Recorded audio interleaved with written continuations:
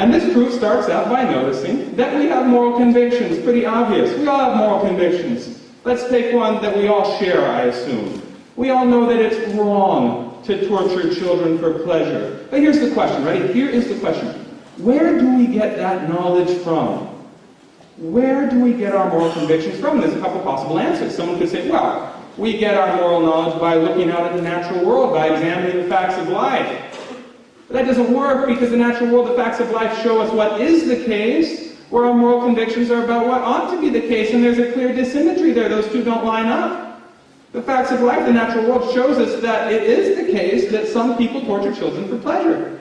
Whereas our moral convictions tell us that it ought not to be the case that some people torture children for pleasure. So they don't line up. You can't get your moral convictions by looking out at the natural world, because the natural world doesn't show you a moral picture. So someone might say, well, let's try this. Maybe we get our moral convictions from within ourselves. Maybe our moral convictions are expressions of our own desires, choices, preferences, instincts. But that doesn't work either, for a couple reasons. One is, you notice we're always very careful to show that the truth of our moral convictions is independent of our own personal situation. If I see someone torturing a child, I say, stop. He might say, why? Don't you like it? Don't you choose to live this way? I say, well, of course I don't like it, don't choose to live that way, but that's not the point. There's lots of things I don't like, don't choose to do. I don't like or choose to eat peanut butter and mustard sandwiches. But I wouldn't tell someone to stop. I wouldn't say, don't eat peanut butter and mustard sandwiches, it's wrong.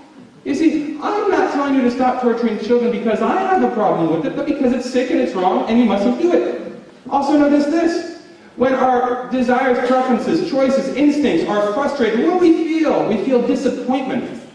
Whereas, when our moral convictions are frustrated, what do we feel? We feel moral indignation and outrage, and those two are not the same.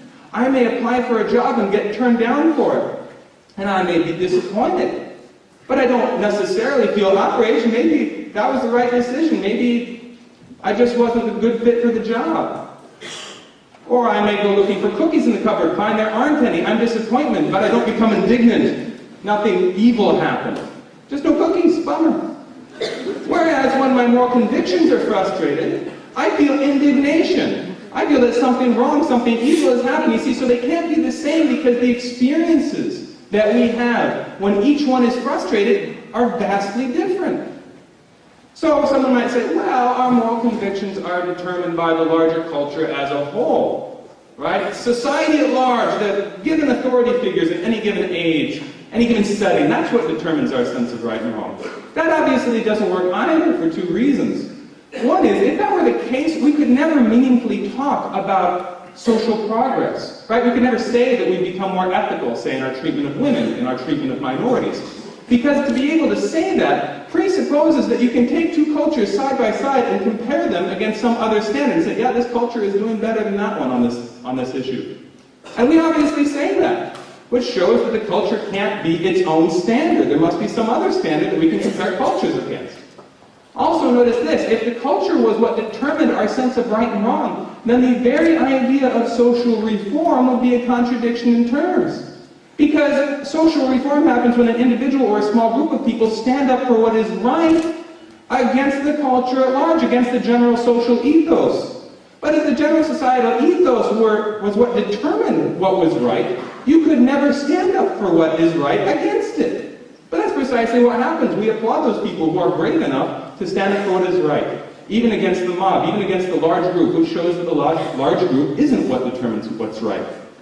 That rules out a lot of options, right? We've ruled out, as a source of our moral convictions, we have ruled out the natural world, we have ruled out ourselves, and we have ruled out other people.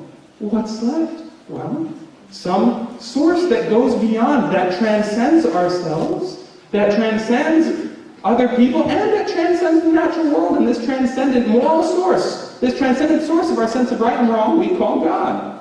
The final proof is a proof from logic, and this one starts out by noticing that being is that which is, and non-being is that which is not. So being is what exists, what is real. Non-being is what does not exist and is not real. So I am a being, you're all a being, the podium is a being. Unicorns are non-being because they don't exist. So here's the important point to get.